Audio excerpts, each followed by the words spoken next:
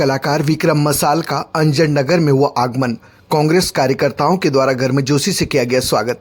बड़वानी विक्रम मसाल टीवी कलाकार है जिन्होंने रामायण में हनुमान जी का रोल किया और इसके साथ ही वे बुधनी से पूर्व मुख्यमंत्री शिवराज सिंह चौहान के खिलाफ कांग्रेस के उम्मीदवार थे और जो कि कमलनाथ के करीबी माने जाते हैं और एक अच्छे युवा नेता हैं। प्रदेश में अभी वे फिलहाल नर्मदा परिक्रमा कर रहे हैं, जिनका आज रविवार को अंजन नगर में आगमन हुआ।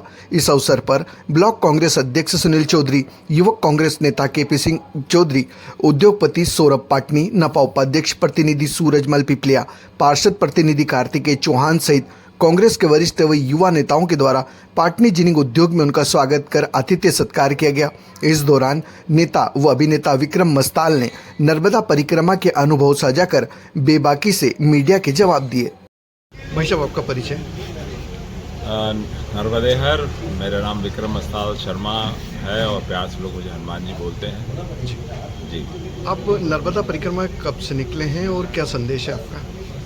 देखिए, मैं 3 नवंबर को ओमकारेश्वर से हमने नर्मदा परिक्रमा शुरू करी है। उद्देश्य ये है कि जीवन को जानना है, माँ नर्मदा के संरक्षण को कैसे कर सकते हैं, क्योंकि कहीं न कहीं हम लोगों के साथ त्रुटियां हो रही हैं, हमारे द्वारा ही माँ नर्मदा को दूषित किया जा रहा है। तो उसके बचाव के लिए हम क्या कर सकते हैं, क्योंकि मैं 2023 में माननीय कमलनाथ जी ने मुझे नर्मदा सेवा सेना का संयोजक बनाया था और उसका उद्देश्य भी यही था कि माँ नर्मदा और माँ नर्मदा के रहने वाले लोगों की समस्याएं क्या है, माँ नर्मदा को हम कैसे सुरक्षित कर सकते हैं, जो आदि से अनंत तक है माई हमारी, उनकी रक्षा के लिए, उनके बचाव के लिए। आज हम माँ को माँ मानते हैं तो हम उनके पुत्र हुए और हमारे पुत्रों का ये धर्म है कि माँ की रक्षा हम कैसे करें, कैसे उनका ध्यान रखें। हम माँ से तो सब कुछ ले रहे हैं, जीवन भी ले रहे हैं, जीवन दायिनी है मध्य प्रदेश की, पर हम उतना उनको दे नहीं पा रहे हैं। नर्मदा परिक्रमा शिवराज सिंह चौहान भी कर चुके हैं, जिनके सामने आप किस समय में चुनाव लड़े थे, लेकिन नर्मदा परिक्रमा पद अभी तक बन नहीं पाया। क्या कहेंगे इसे लेकर?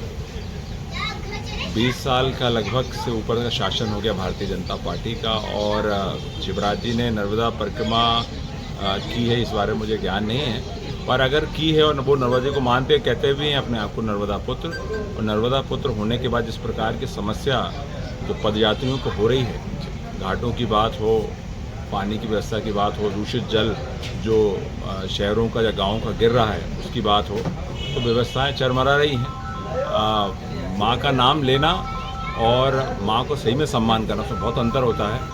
भारतीय जनता पार्टी में ये पाया जाता है कि उनके चाल चरित्र और चेहरे में बहुत अंतर है। राम का नाम तो लेते हैं, पर राम हर रोम रोम में बसता है, इस विचारधारा को नहीं मानते हैं।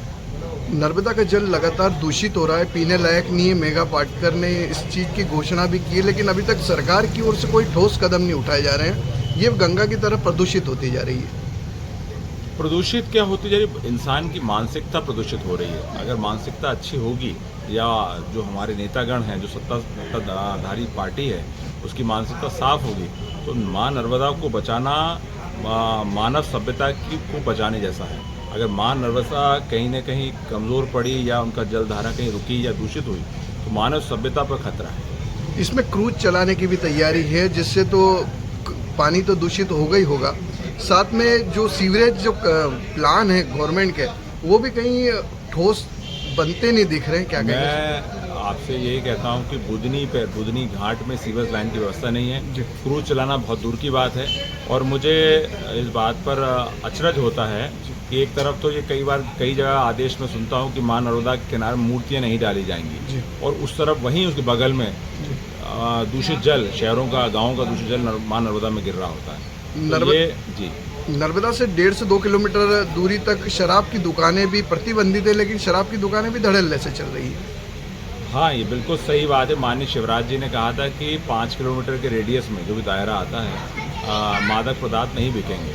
आज हर जगह इस तरह की बात हुई, बहुत दुखद है, और इस विषय में सरकार के साथ साथ जनता को भी सोचना चाहिए, क्योंकि दारू एक अच्छी चीज़ नहीं है।